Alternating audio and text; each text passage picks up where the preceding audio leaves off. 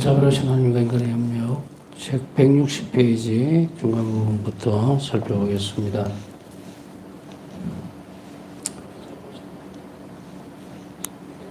이제 지난 시간에는 부르심받은 사람의 조건이죠.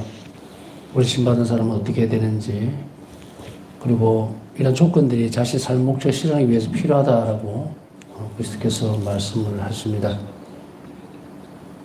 철저하고 충만함, 전체적인 의미를 나타내는 그리스도의 말씀에서 텔레이오스 퍼펙트라는, 인간은 하나님께 이르는 자신의 삶의 목적을 실현하는 경우에만 이 완전함을 얻을 수 있다. 하나님께 이르는 자신의 삶의 목적, 그것을 실현해야 한다. 이 맥락에서 보면 우리 그리스도께서 마련해 놓으신, 다시 얘기하면 길이죠, 길. 우리 흔히 이야기하는 방법도 아니고. 그래서 우리가 이제 이거를 그렇게 표현을 하죠. 예수님께서 걸어가셨던 길. 그러나 지상생활에서의 인생을 가지셨던 예수님의 모습이 아닌 그리스도, 다시 얘기하면 하나님께로 연결되어지는, 영원함으로 연결되어지는 부분을 얘기하죠. 그랬을 때에 그리스도께서 그려놓으신 길을 따라서 삶을 살아가야만 이 완전함을 얻을 수가 있다라고 말씀을 드렸습니다. 첫 번째, 네가 완전한 사람이 되리거든 하는 이 말씀에서 그리스도께서는 청년에 대한 하나님의 계획을 드러내시며 동시에 이 계획을 실행하기 위해 청년에게 필요한 것을 상기시키는데, 그것은 청년을 향한 그리스도의 사랑의 말씀에 청년이 자발적으로 응답하는 것이다. 두 번째로, 자발적으로 응답하는 것이다. 청년에 대한 하나님의 계획을 드러내셨다. 그러면 우리 이렇게 생각해 볼 수 있죠. 나에게 드러난 하나님의 계획은 무엇일까? 우리는 때때로 그때 자주 부딪히죠. 그래서 어떤 말에 형태나 모양에 대해서 너무 따라갈 필요는 없어요. 이런 말도 하고 저런 말도 하니까 어떤 때는 사회적인 말들을 많이 쓰다 보면 그 말들도 같이 이제 딸려 들어오는 경우도 있죠. 그래서 아유, 주님 저에게 왜 이러십니까? 또 혹은 다른 쪽에서 보면 저에게 뭘 요구하십니까? 뭘 하십니까? 잘 모르겠습니다. 라고 얘기하죠. 여기서 근본적으로 우리 각자에게 오늘은 봐야 되는 게, 하나님께서 나에게 원하시는 목적이 뭘까? 하나님 계획은 내 안에서 어떻게 실현되어지기를 바라실까? 이 대목에서 멈춰서 보면요, 굉장히 이 부분만으로도 엄청나게 신비로운 그런 상황이라고 생각이 안 됩니까? 우리는 어떤 때는 말이든 아니면 어떤 형태의 것이든 자세히 들여다보지 않으면 그것이 얼마나 놀라운 일인지에 대해서 수없이 많이 놓치고 살아요. 우리가 세상 오늘 하루를 살아보더라도 오늘 하루 주변에 나와 우리는 이제 기억에 남는 건 어떤 거냐면, 굉장히 어떤 좋은 어떤 장소에 갔을 때 그 기억, 그런 것들은 아우 신비롭다, 너무 충격적이다라고 하지만 사실 그렇게 오래 가지를 않거든요. 그거 이외에 우리가 부딪힐 수 있는 부분들은 뭐냐면 주로 사람하고 관계된 거죠. 사물하고 관계된 것들, 사람하고 사이에서 일어나는 일들. 사람과 사람 사이의 인격적인 부딪힘 말고의 그냥 드러나는 부분이 있어서 참 놀랍다, 신비롭다, 어떻게 이런 일이 있을 수 있지 하고 그렇게 툭 던지는 경우는 상당히 많이 없어요, 거의. 하나 예를 들면은 오늘 저는 이렇게 오다가 낙엽이 쭉 떨어져 있는 것을 우리 마당에, 산이니까 막 흩어져 있죠. 그냥 때가 다 됐으니 잎이 떨어졌다라는 생각을 하면 별 거 없어요. 근데 그걸 잠깐만 들여다보면 참 신비로운 거예요. 인간이 나무잎을 만들어낼 수 없거든요.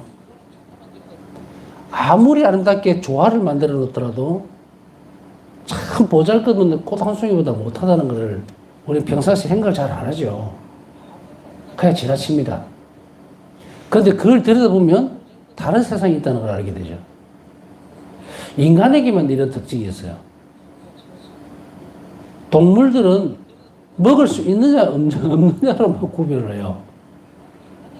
이게 장난감이라는 생각을 가지는 동물은 없어요. 그냥 이렇게 하는 거지. 사람이 볼 때 그걸 아유 장난감 같이 갖고 논다 이렇게 얘기를 하죠. 사람이 비유를 해서 그렇게 보는 거지 실제로 동물들은 그런 것이 없죠. 사람만 느낄 수 있는 이 부분에 있어서 우리가 더 한 발짝 나간다면 하느님은 나에게 어떤 계획을 갖고 계실까? 그럴 때 우리는 반문을 하는데 어떤 식으로 반문을 하냐면 나는 어떤 길을 걸어가야 되는지 앞으로 무엇을 해야 되는지 참 모르겠습니다 라고 얘기를 하고 있단 말이죠. 그러면 오늘은 어떻게 될까? 하느님께서 우리 각자에게 세우셨던 계획에 대한 물음표를 가질 수 있겠죠. 굉장히 여기서부터는 막 긴장이 안 됩니까? 한 번도 그런 생각을 안 해봤는데 오늘 하느님이 나를 창조하실 때 이미 구원 계획을 갖고 계신다라고 하는 것. 그러면 우리는 이제 그 다음에는 어떻게 해야 돼요? 하느님께서 나에게 세우셨던 가지고 계시는 그 계획을 알아야 되겠죠. 그러면은 우리는 삶의 방향이 지금까지 쭉 오늘까지 살아왔던 것에서 여기 딱 뭉쳐버리면 뭔가 이렇게 밭을 갈아엎듯이 탁 갈아엎어지는 느낌이 들죠.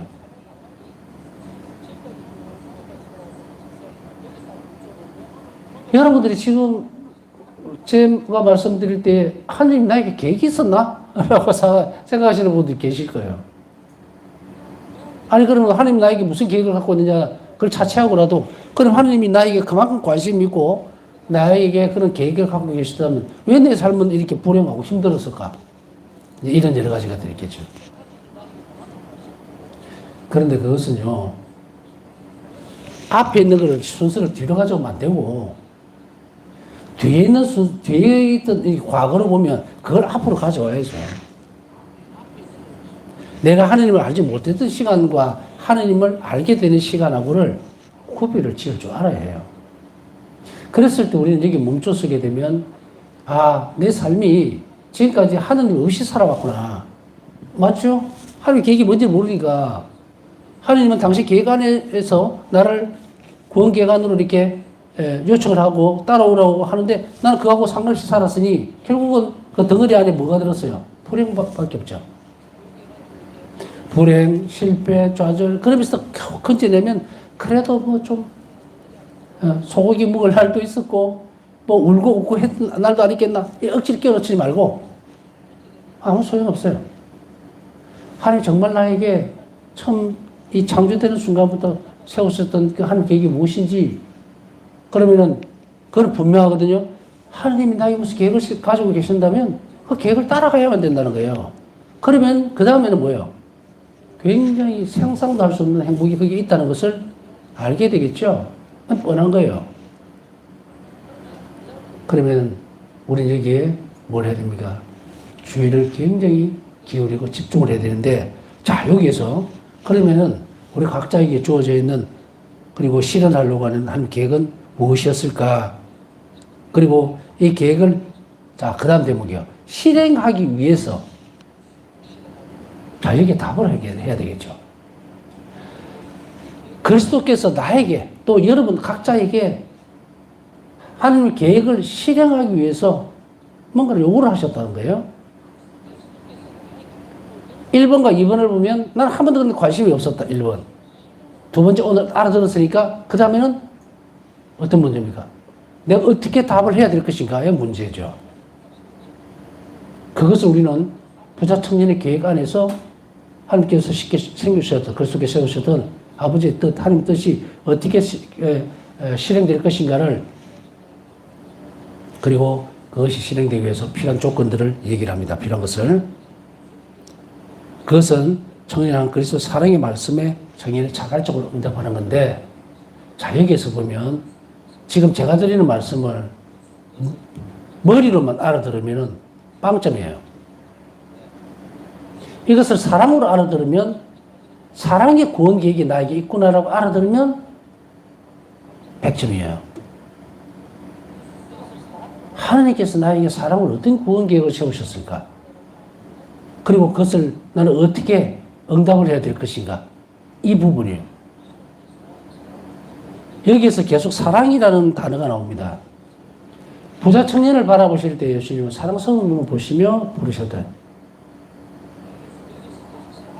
그런데 여기에서 부르심이라는 것이 구별이 되어집니다.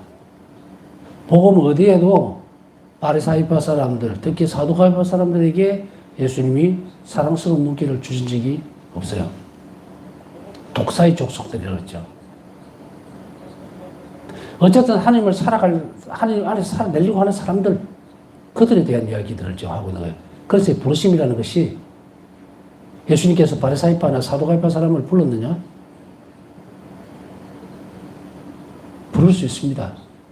있어요. 그러나 초기에는 안 드러나죠. 뒤에는 드러납니다. 왜? 바리사이파 사람들이든 사두가이파 사람들이든 그리스도인으로 이제 회개하고 돌아서는 기회는 예수님 성천 이후에 이제 교회에서 드러나죠. 바울 사도도 바리사이파 사람이잖아요. 족보로 보면, 파벌로 보면. 그럼 이게 이제 한계는 어디냐? 예수님 공생을 하실 때 그때만 보자 이거예요. 그때는 이들에게 있어서 부르심을 부르는 단계들을 우선 유다인들에게서 부르죠. 12사도 전부 유다인들에게서 부릅니다. 그 다음에 당시에 순환과 죽음, 부활 이후에는 확대를 시켜버리죠.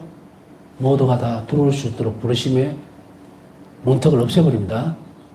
이방인이든 뭐든. 그러나 그 이전의 상황을 지금 두고 얘기를 하는 거예요. 자, 이부터 성령에게 주어지는 이 한 계획이 나는 그걸 어떻게 받아들일 건가. 오늘 그러면은 딱 이게 대한 하나의 작은 결론을 내리면 여러분들은 한 구원 계획이 사랑으로 되어져 있고 초대하고 있다는 것을 받아들이느냐는 문제예요. 이걸 내가 인식하고 온몸으로 받아들이지 않고 내 삶으로 녹여넣지 않으면 계속 불행합니다. 그리고 이 사실을 분명히 인식을 해야 된다는 거예요. 내가 그리스도인으로 불리웠다는 것은 말 그대로 그리스도께서 나를 그리스도가 되도록 만들었다는 이야기예요. 예수 그리스도께서 내가 되는 게 아니라 내가 그리스도로 돼야 된다는 거죠. 뭘로? 성체 성사로 가능해지죠. 그러면은 여기에서 그리스도인이 된다는 것은 뭐예요? 초대를 받았다는 얘기죠. 그런데 그 초대가 사랑으로 초대되어졌느냐에 대한 부분들을 인식하고 있느냐는 문제예요. 이거는 첫 단추를 굉장히 잘 풀어내야만 내 삶을 뒤집어 놓을 수가 있어요. 여러분들이 세례를 받을 때 하나님께서 당신을 사랑했기 때문에 불렀다는 것을 알고 있습니까? 그 사랑의 대가가 십자가의 죽음이라는 것도 알고 있냐고요. 나를 구원으로 초대하기 위해서 예수님 목숨을 내놨다는 것을 인정하느냐, 받아들이느냐. 사실 초기에 세례를 받을 때는 누구도 이렇게 생각을 안 하죠. 그래서 세례 성사 때에 우리는 뭘 합니까? 신앙만 고백합니다. 믿음에 대한, 그죠? 믿음으로 받아들입니다. 교회의 영원한 생명을 정하고 또, 악을 끊어버립니다. 쭉 나오죠. 그러나 여기에 어떤 대목도 그리스도께서 사랑으로 당신을 초대했다는 것에 대해서 믿고 그것을 받아들이겠습니까? 라는 말을 하지 않습니다. 왜? 아직 안 자랐어요, 사랑이. 믿음으로 불러온 거거든요. 예? 의롭다 이 말이에요. 그 다음에 단계적으로 대진덕을 쌓아가는 것은 뭐예요? 사랑을 키워나가는 작업은 뭐예요? 이 부분이다. 내가 응답해야 된다. 그러면 오늘 분명히 해야 되는 것은 믿음으로 이 신앙 안으로 들어왔어요. 그죠? 신앙생활 안으로. 그러면은 이제 사랑으로 하나님께서 나를 부어주셨다고요? 자, 하나님께서 나를 어떻게 해요? 이미 사랑을 주셨어요. 그러면 그 사랑의 초대에 내가 어떻게 해야 되냐. 요렇게 연결이 되니까. 자발적으로 응답해야 한다. 그 사랑에. 사랑의 구원 계획이 나를 사랑 안으로 데리고 가겠다는 거거든. 그러면 그 사랑에 대한 응답을 해야 되는데 어떻게 할 것인가. 와서 나를 따라라. 마태복음 19장 21절. 따라라. 오늘아 이 말이죠. 여기에서 우리는 사랑에 대한 응답이 그리스도를 따라간다는 것에 분명하게 방점이 찍힙니다. 첫 번째 단계예요. 따라가라. 그래요. 여러분 따라가고 있습니까? 따라간다는 말은 그 길을 따라간다는 거예요. 그냥 쫄래쫄래 아무 생각 없이 따라간다는 게 아니라 그리스도께서 사셨던 그 길에 한치 오차도 없이 따라가야 된다는 이야기예요. 그리스도를 따르고자 하는 참된 동기, 부르심의 세 번째 요소를 가지고 부르심을 따르는 사람들은 자기 부정과 자신의 소유를 포기하는 것에 대한 의미를 이해하게 되는데, 자, 그러셨고, 응답하고 따라갑니다. 따라가는 데 있어서 그 목적에 도달하기 위해서 필요한 건 뭐예요? 자기 부정이다. 자기를 버리는 거다. 그래서 따라오너라. 너 모든 것을 다 버리고, 그리고 너 십자가를 지고 나를 따라오너라. 자, 예수님을 따라가는 길에 있어서 예수님은 십자가 신비를 우리에게 툭 던져주시죠. 이 길이 고통스럽지만 그 고통의 길을 네가 따라오너라 이 말이야. 그러면 예수님은 어떤 약속을 하고 계세요? 내 짐은 가볍고 내 멍에는 편하다. 이건 엄청난 일이에요. 이 세상을 살아가면서 멍에가 편하고 짐은 가벼워진다면 도대체가 우리가 뭘 그렇게 두려워할 일이 아무것도 없어요. 지금 오늘 하루뿐 아니고 우리 삶을 잠시만 돌아다 보세요. 얼마나 골치 아프게 살아왔는지. 모든 게 다 정신없고, 돈 문제, 인간 문제, 오늘 지나가다가 또 어떤 사소한 일들 때문에 화가 나가서 지금, 볼볼 개는 사람도 있을 거고, 여러 가지 복잡한 상황 안에 놓여 있죠. 그런데 그 모든 상황들이 하나님 계획 안에서 녹아 들어간다면 나는 한 가지 일만 가면 되잖아요. 여기 특징적인 게 그리스도를 따라서 그 길을 간다는 것, 자기 부정, 이거는 결국 뭡니까? 의탁의 태도죠. 의탁의 태도의 한 부분을 보면 이 부분이 드러난다는 이야기예요. 제가 가끔씩 삶에 대해서 잘라줍니다. 이렇게. 잘라줄 때는 그 잘라준 단락을 잘 따라와야 돼요. 만일에 여기서 코를 잘못 끼면요, 완전히 그냥 고무줄같이 뒤로 있는 데로 다 안 드러나고요. 튕겨간다고. 그래서 여러분들이 지금 보이지는 않죠, 그죠? 여러분은 저를 보지만 저는 여러분들이 보이질 않아요. 그러나 한 명 한 명이 삶의 역사들을 조각을 내야 돼요. 그렇게 해야만 자신의 삶이 원래 자리로 돌아와요. 때때로 여러분들이 이런 상상이라기보다는 이런 묵상이 되겠죠, 그죠? 그걸 한번 잘 자성해보라. 하느님께서 나에게 이러한 것을 주실 때 나는 얼마나 자유로울까? 얼마나 평화로울까? 결국은 세속적인 문제들이 많이 기울어져 있을수록 세속적으로 기울어 있다는 것은요, 따라갔다는 이야기예요. 예수님은 나를 따라오느라는 조건으로 이걸 주신 거예요. 앞에서 설명했듯이 완전함을 얻을 수 있으려면 그리스도께서 사셨던 길을 그대로 가야 돼요.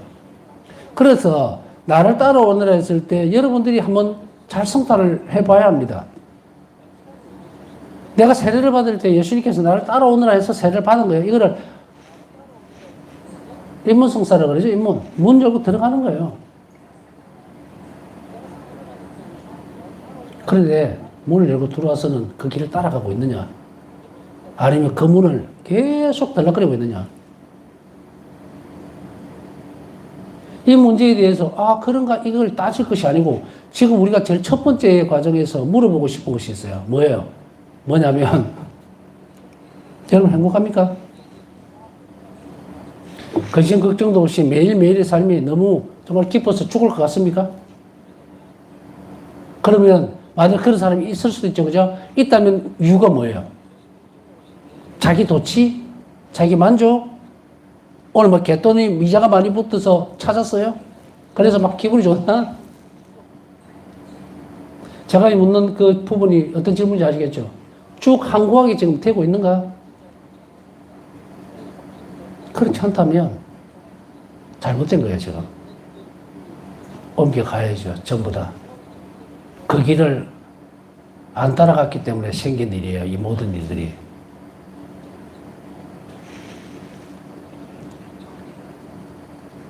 요즘 세상 속에서 보면은 이런 이야기들을 많이 합니다. 참, 성부님 죽겠습니다. 뭐 힘듭니다.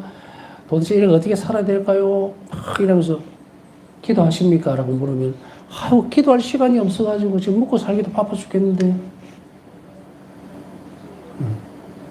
그러면서도 왜 하나님 나를 이렇게 버려두실까요? 라고 하면 정말 웃기는 거예요. 하느님이 필요 없다고 지금 아동반응 99%가 그쪽 가 있잖아요.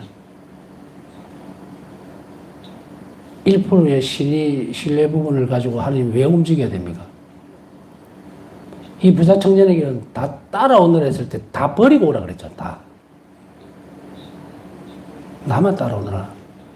그러면 내가 너를 책임주겠다 하는데도 안 따라가요.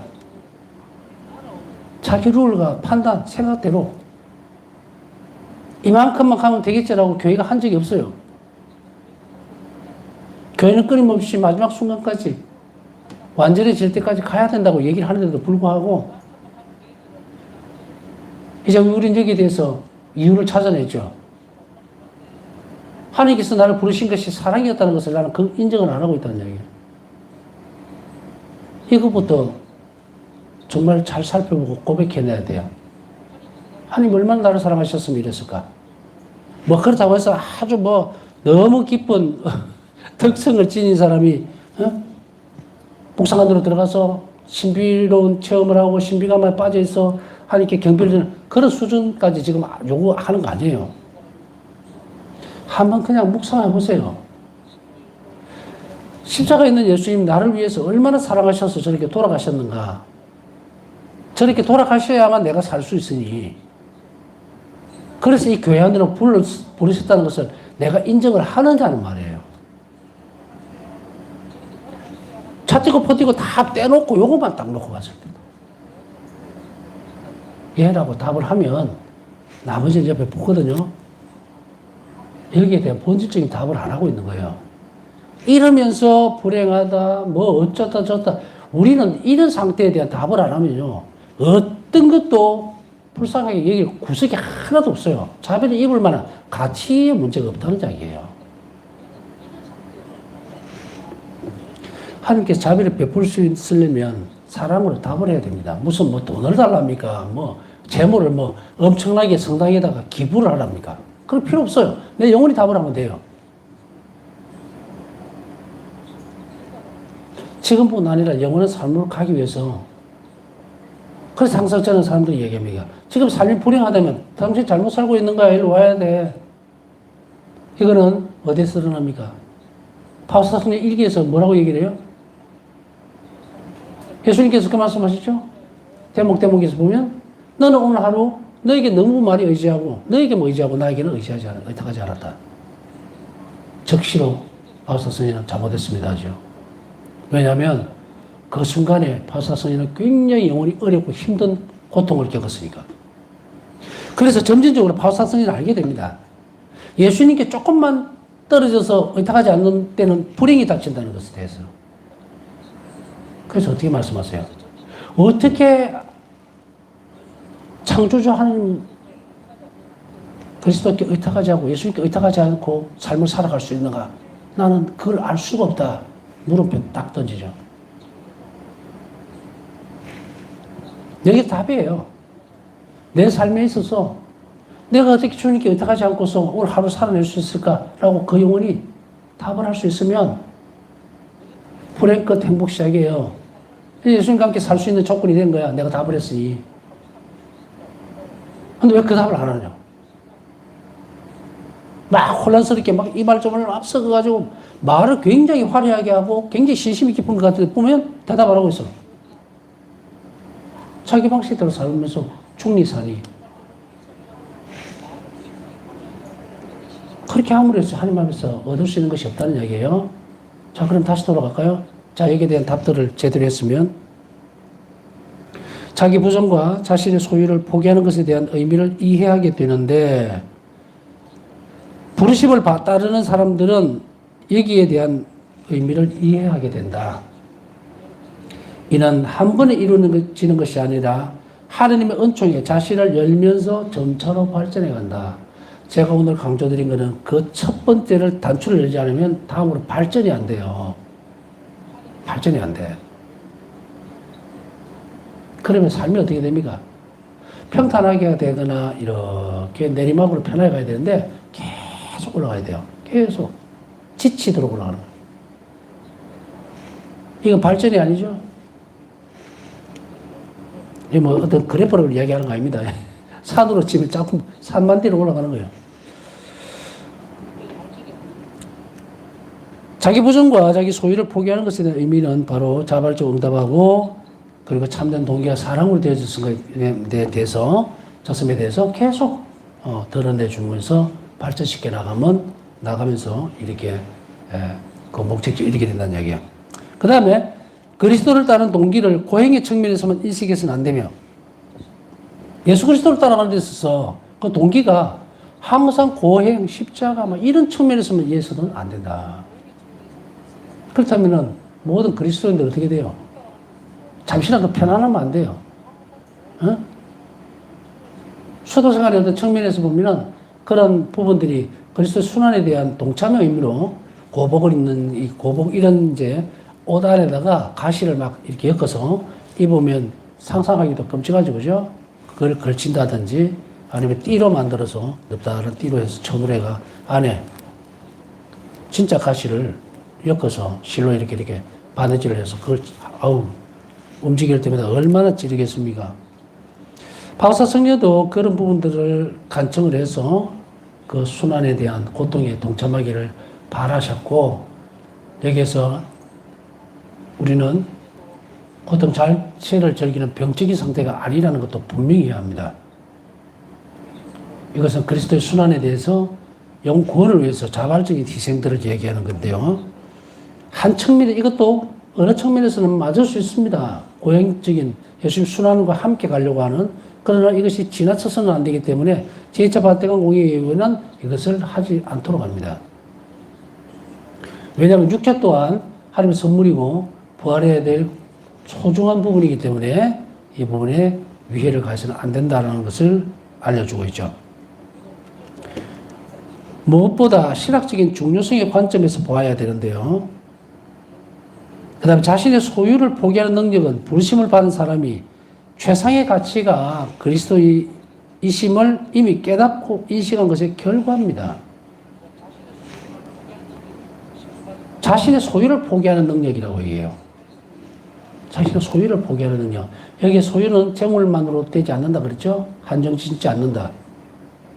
그렇기 때문에 고행을 적층뿐 아니고 물론 이 부분도 고려가 안 되는 건 아니에요.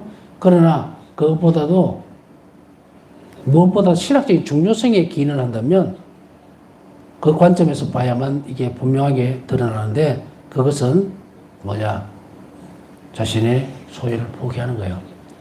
내 자신의 탤런트, 이런 모든 것들을 포기하고 그 다음 과정으로 넘어가는 것. 그것이 내가 이것보다 저것이 더 큰 그리스도께서만 내 모든 최상의 가치가 있던 존재라는 것을 확인하는 거예요. 드러내는 겁니다. 자, 우리 신학생 때 의사 출신 신학생이 있었습니다. 자신의 탤런트는 뭡니까? 의사 면허도 있고 병원도 하던 사람이 접어놓고 들어왔죠. 학교에 신학생으로. 그러면 어떻게 돼요? 신학생으로서 이제 자신이 가지고 있던 의사로서의 모습들은 어떻게 됩니까? 일단 내려놓죠. 신학교 들어와서도 막 자기 하는 일이니까 막 진료할 수는 없잖아요. 자신의 것을 일단 내려놓을 때 선택적인 건 뭐예요?